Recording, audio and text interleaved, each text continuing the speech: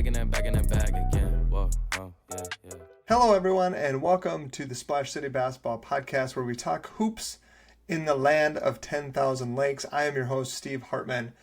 Excited to talk to our guest today, Victoria Larson. She's a coach for the Timberwolves and Lynx Academy, as well as a former junior college player, high school coach, AAU coach. She's kind of done it all. She's got great experience and great insights, and we'll talk to her about coaching and playing.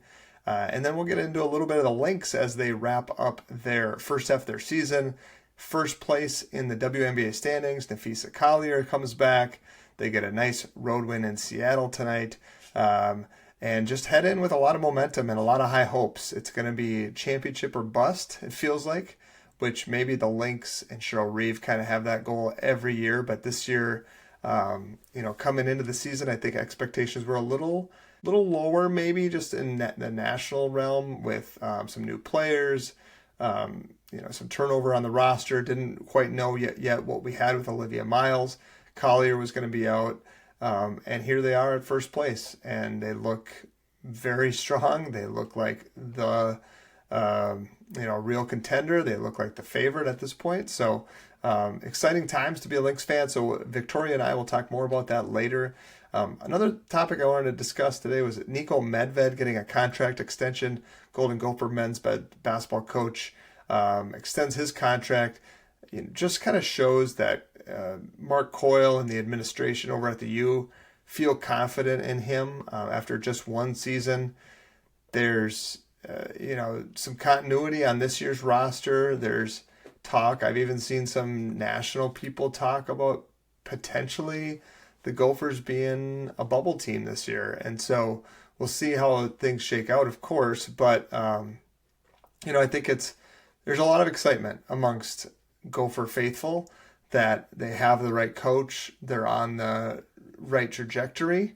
And they just got to go out and prove it and stay healthy. Because last year that was what derailed their season a little bit last year, though they were able to withstand it and put together a strong finish and play some postseason basketball. Another thing I wanted to just bring up related to the Gophers, check out my work. I just did an article.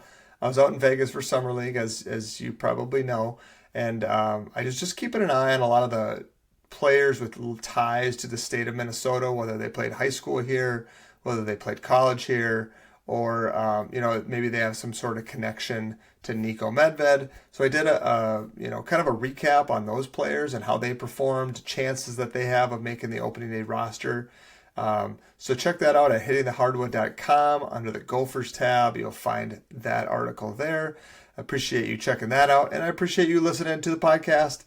So if you don't follow or subscribe, please do that wherever you get your podcasts, Apple, Spotify, Amazon. And then, of course, also if you come across the podcast and you like what you hear, give us a follow, Instagram, TikTok, Blue Sky, Facebook, wherever, YouTube, of course. But would love to hear from you. But, just thanks again for listening. I'm excited for you to all hear my conversation with Victoria Larson. So let's get into that right now. All right, today I'm joined by someone whose basketball journey spans nearly every level on the Minnesota hoop scene. She played junior college basketball at Riverland Community College down in Austin, where she was a deadly, lethal three-point shooter, leaving the school as the program's all-time record holder in steals and second in all-time three-pointers made.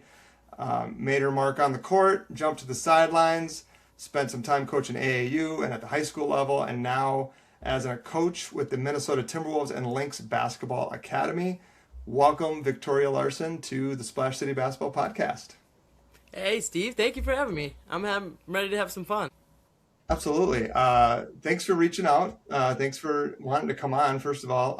Really excited to talk to you. I think some of the things you shared about your passion and how you play the game, your approach to players and things now that you're coaching, was really intriguing. So I think it's going to be really fun. I always like to start off kind of asking the general, tell us about your journey. Like you grew up in Wisconsin, played college, JUCO in Austin, Minnesota, and then now you're coaching. Like what's been your journey like, and where did you kind of find your love of the game? Yeah, well, I started basketball late. Well, now especially late when you think about how quickly we have players starting now. But I didn't start playing until sixth grade, um, just because soccer was readily available for kids, starting in second grade. So just started playing, and as soon as I picked up a ball, it came so natural that it was fun. It's fun to be good at things. So, immediately it was a fun sport. And then from there, I got to play. In Wisconsin, they do November and December is girls' season, and then just January and February is boys' season. And I knew the boys' coach was one of my classmates' dad, and he let me practice with them too. So, I got 4 months instead of 2 months, and just fell in love with the work and playing and doing anything basketball related. And then, yeah, got to high school, and we had pretty decent success at Bangor. Now they've gone on, since I've left, they've gone on and won multiple state championships. So the program itself has been on the rise, which is really nice. And then, yeah, when it came to college, I, had my hopes and dreams set on going to Green Bay. I got accepted and was going to make that leap. And then, my ego kind of woke up a little bit and was like, yeah, you're going to sit the bench for 4, maybe 5 years, and that's not what you want. So kind of last minute, I called up a coach at Viterbo University and said, hey, you got any friends that need a player? And so she hooked me up with Susie Hebrink at Riverland. So I ended up there last minute, and it was just kind of a beautiful mess, if you will. And yeah, I had a great career there. I really enjoyed it. I played with an exceptional player out of Austin named Rebecca Acey, just an all-star stud, double-double on accident because she just knew what she was doing when she was doing it. So yeah, super fun. And then after that, I needed to start making money, so I got into coaching because that's where the money is. But started doing that as a side job and haven't stopped since. Nice, nice. So Rebecca Acey, did she go on to play after Riverland? She did not. She had many offers and many people interested, but she was in nursing school. So that was her goal, was to do that, and she, as far as I know, is still doing it and still being exceptional at that as well. So she just, all around a good human, but had the option, but did not go out of Austin for that. The reason I ask is because I think there's a lot of there's a lot of excitement amongst parents, especially when you have a child playing basketball and they're pretty good at it. And the levels, right? Like the levels to basketball are always, I think, fascinating and stark when you see them up close.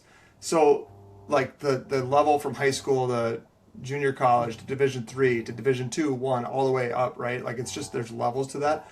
What did you notice about going from high school to college basketball being the biggest difference? Just the speed of the game. Everything was 5 times faster. Players are faster. You had to think quicker. Just anything like that. The game itself sped up. Having a shot clock, just mentally speeds you up because you're on a timer. Whereas in high school, when I played in Wisconsin, they didn't have one, so we could play offense for 2 minutes. Whereas, yeah, once you start playing college ball, it's quick, it's fast, you're going up and down, and yeah, just everybody is there and wants to be there and is competing to be there. So that's what you're playing against every day. Yeah, with your you mentioned 3-point shooting, kind of a 3-and-D, maybe before that was even like a thing that we talked about. But how do you attribute your 3-point shooting and your progression to becoming a good 3-point shooter? And what was like some of your favorite drills you did?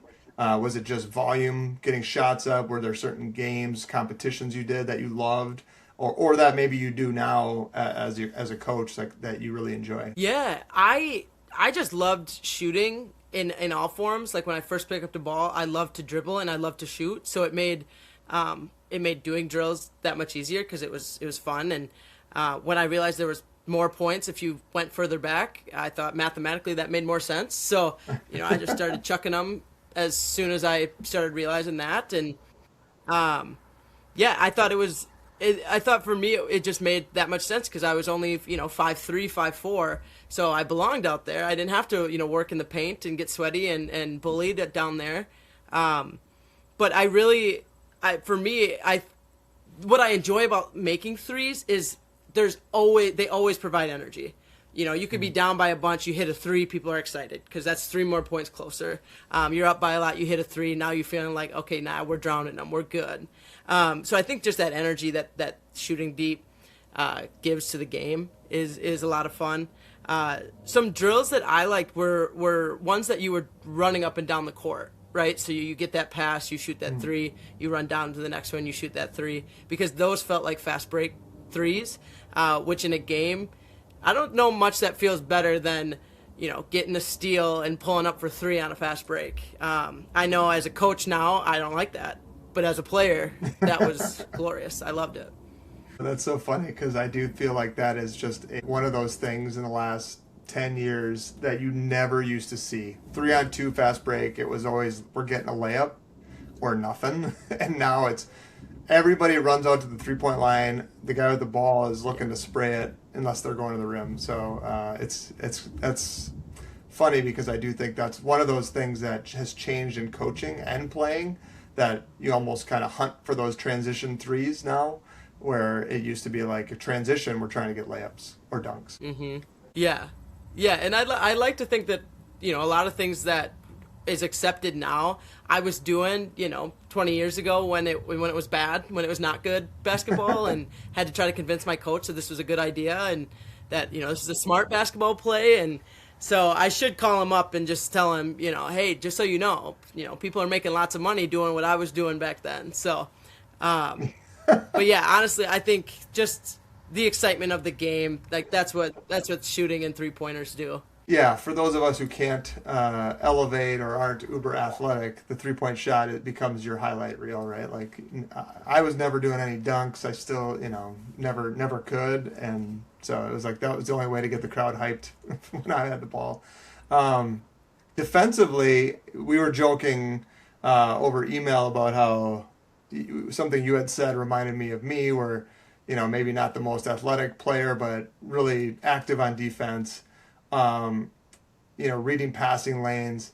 What part of defense did you, or as a player, maybe now today, but like as a coach, like what is it about defense that gets you excited? Like what are the elements of it that you think make great defensive players and teams? Yeah, I think it's just IQ, right? Like you don't have to be fast, you don't have to be quick, but just having a general understanding of the game. One big thing that I always emphasize for defense, especially for the guards, is getting that hand down when that crossover is happening. If they're not going to protect the ball, they're going to cross over right in front of you. Your hand's going to be right there, and we're going to get 2 points out of it. But I think, again, that was another thing that you never wanted to put your hand down because, then now you're in a bad position. But, if you can teach it in a way that gets their hand in the way with their feet still set for defense, that's a great way to get steals. And again, that's kind of a lazy way that I got a lot of steals, by not being quick at all.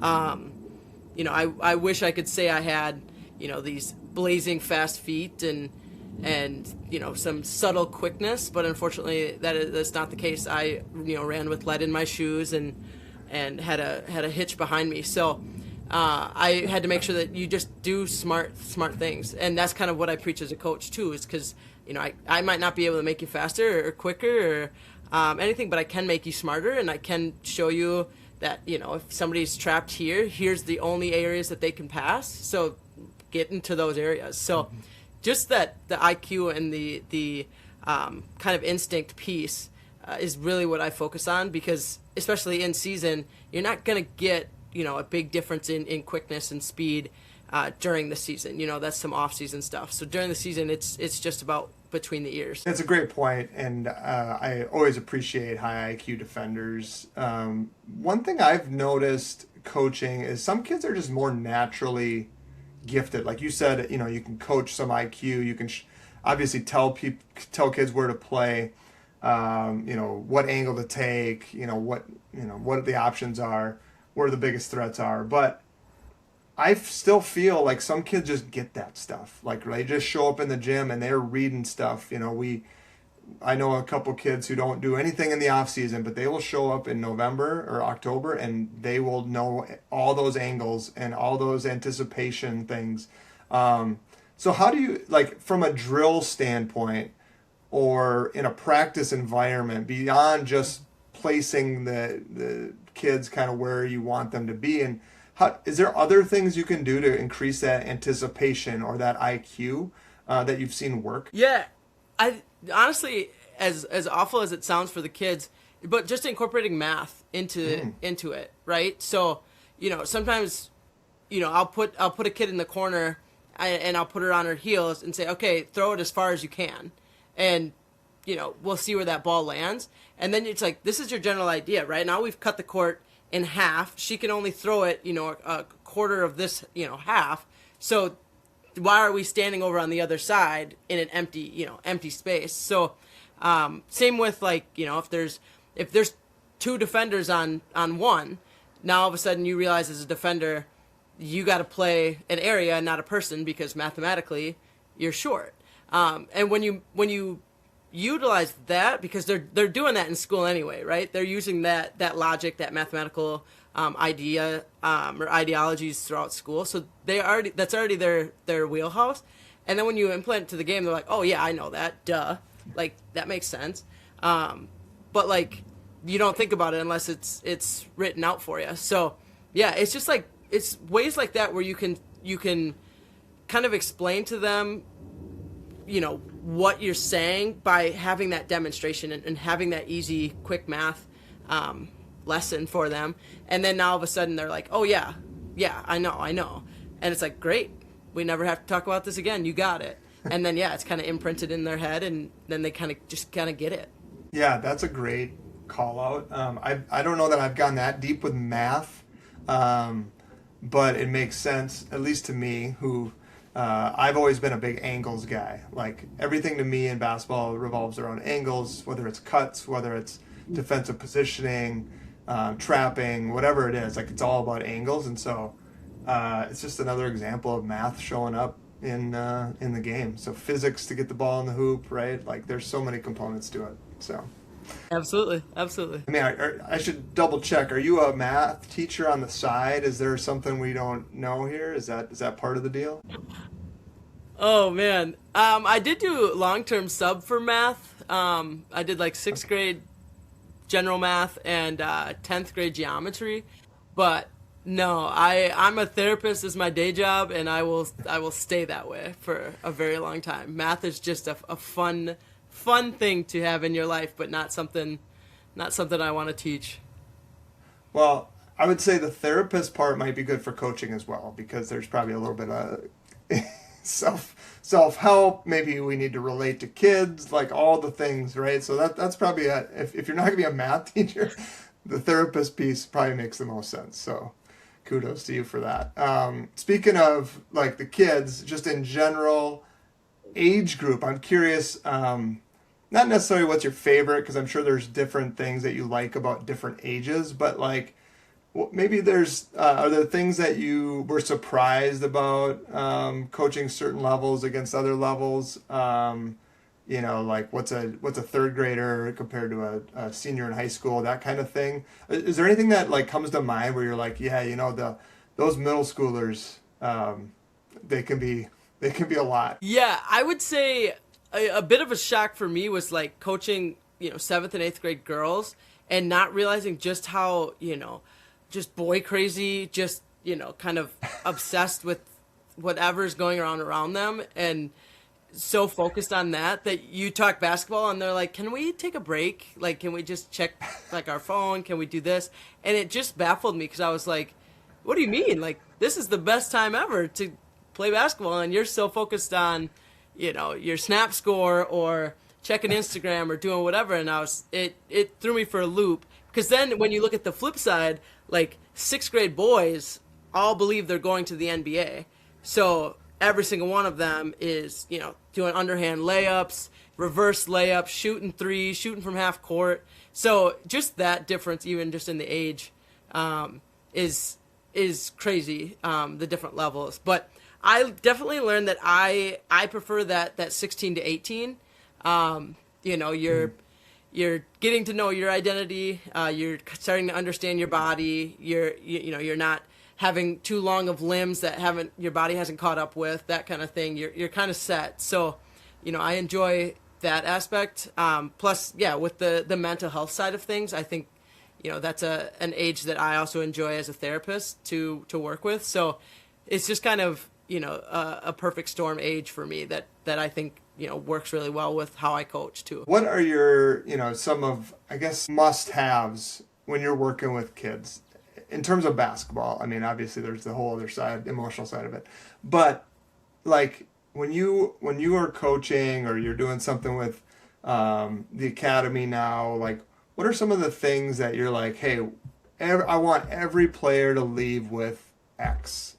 Offense and defense, one of each or whatever. Yeah. I mean, first off, it's just like fun and energy. Like that's kind of what I bring, especially with the academy, is like, I want you to leave a 1 day, 2 day, 4 day camp excited about basketball and enjoying your time. Offensively, I think the biggest thing that most of the kids could probably tell you rings through their ears is pounding the ball when you're dribbling. When you're doing ball handling drills, you want that ball to go through the floor. It just gives you more control. It gives you a more understanding of how to control that ball. And there's less chance that ball is going to go haywire if you have it under control and you're pounding it through the floor. So oftentimes you'll hear me at camp saying hard, faster, faster, harder, faster, getting it. Just because a lot of kids are timid and just kind of bouncing and waiting for the ball to come back and whatnot. So I think that's a big thing for offense. And defensively, I really think it's just that idea of just being in help position and why you're there. Sometimes we just easily just kind of soak off our person but don't understand why.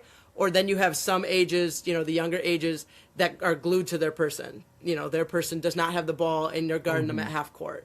So it's just kind of really that understanding of you're in help for this reason. And then when they leave, they can say like, I, stopped the ball because I was in help position or whatever that may be.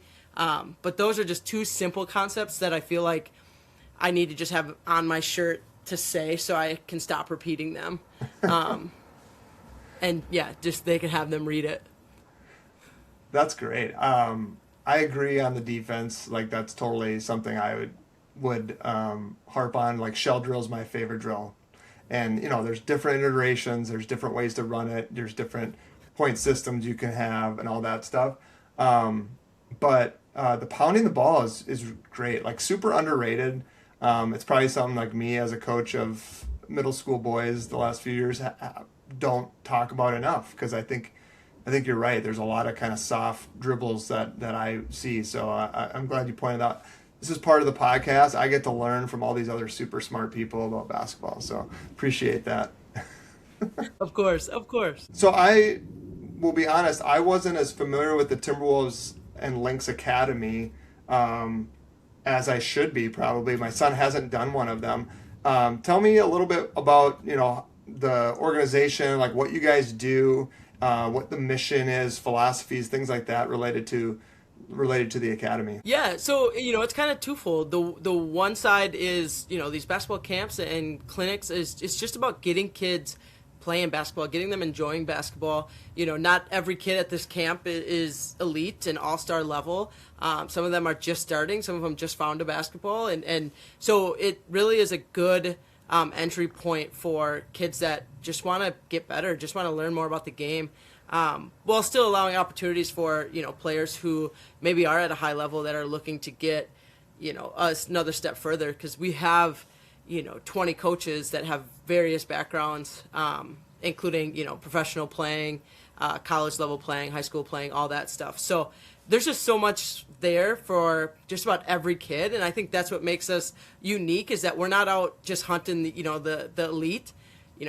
We're trying to, form a safe place to learn and enjoy basketball because we've kind of gotten away from that in youth sports is just, enjoying the game, learning the fundamentals, having fun with it. And so the academy, that's, the goal and the mission is to get kids playing basketball. And then the second half of that is just getting kids in the gym, watching the Lynx, watching the Timberwolves, eventually bringing their kids watching the Lynx, watching the Timberwolves, because, we do have such exceptional players right, in our backyard here in the city. So it's that part as well. And oftentimes, like if you go to a clinic, that also includes a game. So you get to go and learn and do a quick hour, 2 hour, 3 hour clinic, and then get to go watch the best of the best play, in the same building that you just did that camp in. So very, very unique, but also, a very needed thing to just get kids playing ball and having fun and not, trying to enter the league in 4th grade. Oh, come on. We don't want to dash their dreams quite yet. I will attest the Timberwolves and Lynx do a tremendous job of getting kids involved and bringing them to games. Like we've done the play at noon with your team, and then you go to the game at night, and it's just like they do so many great things like that. It's phenomenal. Quickly, for those listeners, the camps you guys do aren't always downtown at the training facility there, right? Like you guys go to different schools in different parts of the metro, I assume? Yeah, yep. So some of the camps are at the Target Center, and other ones are, throughout some of the cities throughout, the metro. So, this week we're in Blaine. We're at that athletic complex there, which is incredible. 2 weeks ago, they were in Shakopee. In 2 weeks, we're in Eagan at the community center. So just, trying to filter in through all of the small, suburbs of the metro, but trying to be able to hit so anybody has access to a camp. Yeah, I see like Rosemont, Eden Prairie, Eagan, Otsego coming up. So kind of everywhere. There's probably one close to you if you live anywhere near the Twin Cities. Check that out. TimberwolvesBasketballAcademy.com is where you can find information on that. Victoria, I wanted to end the conversation talking about the Lynx because you're a big Lynx fan. Today we saw the return of Napheesa Collier, and it is officially the WNBA All-Star break. And so let's start with Collier's comeback. She shows up today, hasn't played in months. She drops 24 and 10. She was huge down the stretch. Impressions, thoughts on the return of Fee? Just an exceptional player. You forget when players are out for a long period of time, you kind of forget the impact they have, right? You don't. The Lynx were already at the top of the standings, so you're like, what is Fee gonna do that's gonna help this team, right? That's kind of been some of the mindsets of the media or some fans. And then she comes out today, 24 points in 22 minutes. Like she just came out and was just exceptional. And I think that's, she's been runner-up for MVP 2 years in a row, was a defensive MVP 2 years ago. Like she is that girl for the W, and it's just what a perfect exclamation point to get her back in without the idea of having to play back-to-back games or anything like that. Get her in right before the All-Star break. Let's see how she heals. Let's see how she feels. But what an exceptional display of who she is as a player coming right back against Seattle. This is crazy. Kayla McBride's been on a kind of a tear lately. I know we talked about her a little bit briefly with her shooting not always being most fundamentally sound, but is she one of your favorite players? I would assume as a three-point shooter she's got to be. Yeah, and what I like about her is, she's so unorthodox, but it's just one of those that you just enjoy it because it goes in. And those are the kind of players that, for me, because I also had an unorthodox shot, but nobody wanted to change it because it worked. And so when I see, players like Kayla, I'm like, yeah, absolutely, you shoot that dang ball. But I honestly, my favorite player is Courtney Williams for a similar idea, but just, she cannot miss from mid-range. She's just absolutely pure. And I think for me, it's a little bit of jealousy on my end that I have to love her because otherwise I would hate her, truly. But it's just anytime that she stops and shoots, I'm like, well, there's two.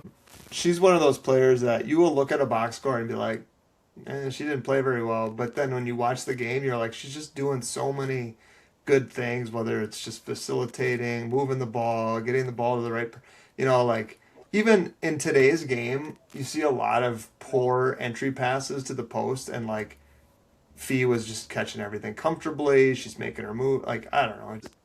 You probably know this too. Like as a coach, you just see things and you're like, that is not a highlight. You'll never see that on SportsCenter, but man, that's just a great play to set the team up. Yeah, and that's honestly, that's so often you see with the Lynx is they have so many plays that nobody will think twice about. But the winning teams, that's what they do. And I even think like one thing that I love about the Lynx and especially Coach Reeve is she doesn't coach. Like, she doesn't overcoach. You'll see that a lot, especially in the W, is you'll see coaches just yapping all game. And Cheryl's just not that way. She very much coaches on instinct. And, if a player goes up and says, oh, what should I do? She doesn't tell them. She says, well, what do you think? And then she'll go with that. And I think, that's something that's why you see so many good instinctual plays that look natural, look fine, don't look, like they're going to end up on the SportsCenter top 10, but win games. And that's why they're, top of the league right now and without their star player. Yeah. I mean, the fact that they have been in first place basically all season, didn't have Fee, didn't have Dorka for much of it. Like, she just, I was talking to Cassidy Hedesheimer from the Star Tribune about this a couple weeks ago on a pod too, about how just the fact that she's the GM, so she gets to pick the players and she knows what she's going to get. They know the expectations. She's getting people who've played for her before. There's just this like calmness about this group that is really astonishing. And I think, Cheryl Reeve she's just an unbelievable coach. And like from having 4 superstars, managing egos and shots when they won their first few titles, now they're just this consistent power. No matter who's in the lineup, no matter who's hurt, they're getting it done. What like this year, I know there's been some like frustrations maybe with the defense, but they're still scoring a ton of points most nights to overcome it. If you thought there was maybe a weakness on the team, especially now that Collier's back, what would you say is the biggest potential that could trip them up? Yeah, I would definitely say defensive rotations, but since you already said it, I'll try to think of another. But I do think like just transitional offense consistency might be something to pay more attention to. Maybe now with Fee, it'll kind of shore it up. But sometimes they get a little rushed, they get a little panicked. It seems like trying to do too much, whereas they're so good in the half court that it's okay to pull that ball out. And so I would say that's an area that now maybe with Fee will calm that down and maybe get better buckets, but also to make better decisions on the fast break. So yeah, definitely defensive rotations. You see that a lot, especially when the bench comes in. You're seeing a lot more of that. And as they start to figure out what that rotation looks like now with Fee, I think that's only going to shore up with especially with Coffee coming off the bench. Right. I was just going to say Coffee was the one that moved to the bench with Collier coming back, which, you don't even just get the bonus of Collier back. Now you get a better bench in theory. Like, it doesn't always play out perfectly because roles and all that and fit with who you're coming off the bench with. But in theory, that should be the case where now the bench even is stronger because you have someone who started, 20-some games already coming off the bench. And Nia's been, playing very well this year too. So it should help shore up that depth in that lineup a little bit more even. Yeah, and she's one of those that I think, could be the poster child for the Lynx this year simply because she does a little bit of everything and a lot of things don't show up on the stat sheet. Mm-hmm. She is boxing out, and so she might not be getting the rebound, but she's the reason they got the rebound.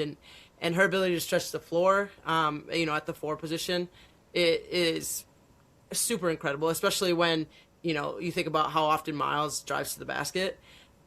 Can't do that if we have 2 people hogging up the paint. So her ability to stretch the floor, I think, was incredible. So I'll be excited for when Miles has time with the bench. she'll get that time with Coffee, and I think those two will just be a tandem for the second line as they come in. Yeah, they could take the Timberwolves could maybe take a lesson here on clogging up the paint, not having floor stretchers. So maybe that'll change this year a little bit. But last thing I wanted to kind of touch on with the Lynx was, the last couple years they've been close. Obviously, they had little injuries in the playoffs last year, kind of derailed them. They got hung up against the Aces, who are great. The Aces are obviously a very good team. But this year does kind of feel like one of those pretty big disappointment if you don't win the title. Do you, I don't know how much you're around the facility or the team, but I'm just thinking is that pressure going to be a lot for them because you've been in first place without your best player and now she's back. And now the expectations are that you're going to win the title and break through. And Collier needs kind of her moment to be one of these stars, even though she already is, but until you win that title, you kind of feel like you're always reaching for it. Do you think there's some added pressure going into the last half of the year? Yeah, I do think there is some there. I think because they came into the year, people were kind of writing them off as 6, 7, 8 seed team. I think they've kind of defied those expectations, but those aren't the expectations that were in the gym. When they walk into their practice facility, they walk by 4 trophies. And I think that's just a reminder that, it really is that or bust for, at least the foreseeable future. But I think when you look at just the team as a whole and the season as a whole, obviously drafting Olivia Miles ended up being fantastic, and we could go on and on about how that happened and why that happened. But there's just been so many things that people are like, oh, this is how lucky for the Lynx, but a lot of it, as you said, with Reeve being in charge of who she wants as players, they have this down to a science. And so, yeah, it's when it comes to playoffs, if they can stay healthy, yeah, it's championship or bust for sure. Yeah.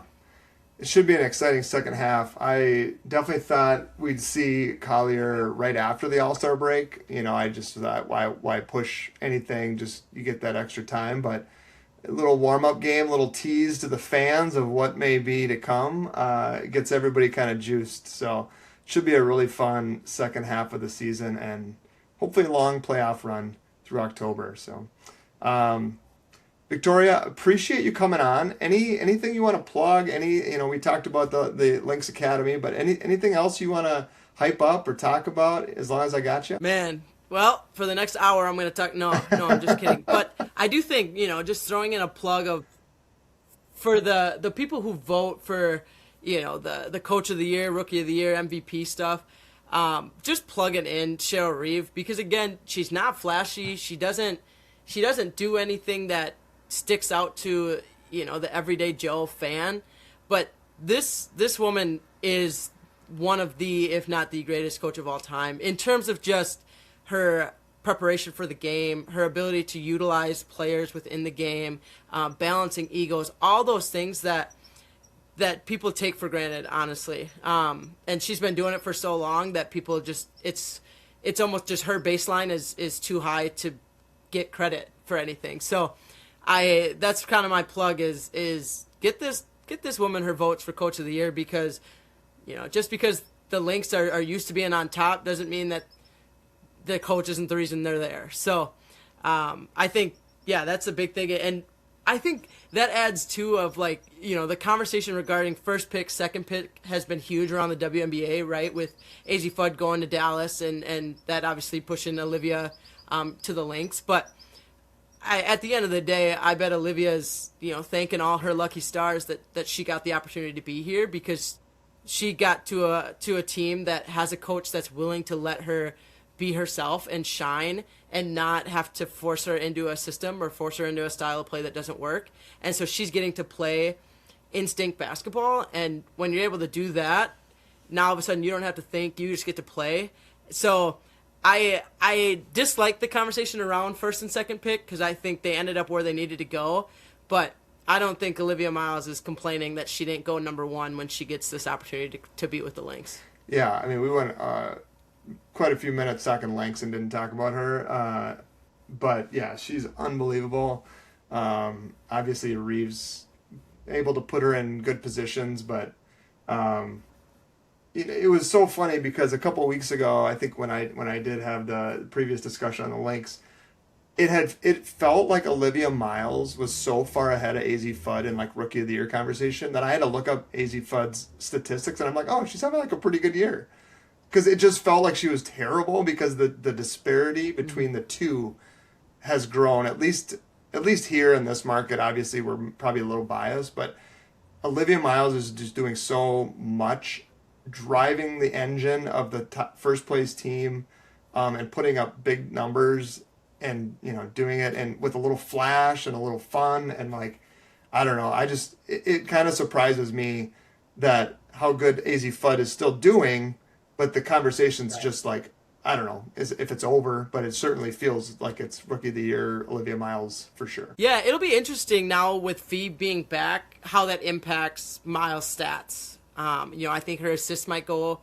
up, but I think, maybe rebounds and points might go down. So then you might be looking at the end of the year, her and AZ Fudd have similar stat lines. But yeah, it's about that impact and what they're doing on the game. But yeah, I think the thing is, and this is not a slight to Miles in any way, but I don't think that she would be having anywhere near this season in Jose Fernandez's Wings team system. They simply don't run a system that would have allowed her to flourish by any means. They do a lot of pick and roll and kicks, not a lot of driving, to the hoop, that sort of thing. So I feel like she might have even struggled, within the Wings organization. And then I think like AZ Fudd being on, Minnesota, if we were just flip-flop them, her and Courtney Williams would be absolutely, mid-range madness. But who's bringing the ball up, who's, controlling the offense, all that stuff are questions too. So, that's what I mean when I say that they both ended up where they needed to be. That it's hard to sit and be like, oh, well, she should have been number one. And sure, if you want, but you wouldn't have nowhere near the capabilities that she's able to, showcase right now if she was. So, yeah, I love both the players. I think they're both so fun to watch. And honestly, just how great of something to fall into the Lynx's lap as somebody like Olivia Miles when they needed a point guard, and she was on the board. Yeah. Just to finish on Reeves, last year I think I had done a podcast on one of my first ones, and I had talked about Cheryl Reeve being one of the top. I think I was essentially arguing that she could be the third best professional coach in the United States in the last 30 years when you look at her resume and everything. And I got some pushback from that because like the day after I published that, she got tossed from that playoff game. But now, like, Hall of Fame, wins leader, she was already postseason wins leader. Another title, if she gets a fifth title, like, I mean, she is, I know the league didn't have a ton of teams 20 years ago, but I mean, there's plenty of teams now. The competition's high. The women's game has come a long way. So, I mean, Cheryl, to your point, plugging her as Coach of the Year, like, it would be pretty hard to argue if they get first place and they miss their best player for half the year. So Cheryl Reeves kind of a one-on-one at this point. Yeah, no, you are absolutely right. And I think longevity speaks so much to it as well. Like, coaches don't get a long shelf life anymore. And the fact that, the Lynx have stuck with her for as long as they have, with the ups, obviously 4 championship, but there's been a couple down years. Mm-hmm. And obviously, the shortened career of Maya Moore, having this idea that, there's going to have this franchise player for, decade and a half. They've just rode with her, and they've had confidence in her, and it's just shown. And yeah, just recently getting the most wins, how do you argue with that? You don't win by accident in the league. So mm-hmm. Yeah, it's definitely one of those things that I wish she would get more credit, but I also enjoy that she does fly under the radar, because it just gives, more fuel to the fire for this Lynx team for sure. Yeah. Well, we'll end it there. This was a very fun conversation, Victoria. Appreciate you coming on. We covered everything from playing, coaching, Lynx. It was great. Lynx Academy, just again, TimberwolvesBasketballAcademy.com if you are looking for a place for your child to play, get into a camp. Coaches, a lot like Coach Larson here, excited to work with your kids. So, Victoria, appreciate you coming on again. Thanks a lot. Yeah, thanks, Steve. I hope you best of the rest of your year. All right, that is the show for today. I appreciate Victoria Larson from the Timberwolves and Lynx Academy coming on to talk hoops, to talk about playing, coaching, everything to do with the Lynx this season, and her thoughts as we head into the All-Star break. Looking ahead, I'm going to have a little bit of a feature on the Twin Cities Pro-Am. I'm excited to have a guest on related to that. So check that out next Sunday. Probably we'll drop that Sunday night, Monday. But I'm looking forward to that episode because I've been intrigued with the Twin Cities Pro-Am for a few years now. And I think it's just a great way to watch some high-level basketball. So excited for that conversation. And much more to come this summer. Thinking of we're almost to August, and this is kind of the dead period, I would say, for basketball content and analysis. There's not a lot of games to watch other than WNBA, but we're going to be in September before you know it, and that's when NBA training camp will open up. Colleges will start filling in October, and we'll be back at it. So appreciate you sticking with me all summer. It's been a blast. There's lots more to talk about. I might even try to get a recap of the AAU season with some of the contacts that we've had on before in the AAU space. So kind of want to hear how their teams finished up, how the season went, any changes or exciting news that they might have. So we'll maybe consider that too. And of course, we'll keep an eye on everything related to Timberwolves, Lynx, and Gophers throughout the rest of the summer. And with that, this has been the Splash City Basketball Podcast. Back in that bag.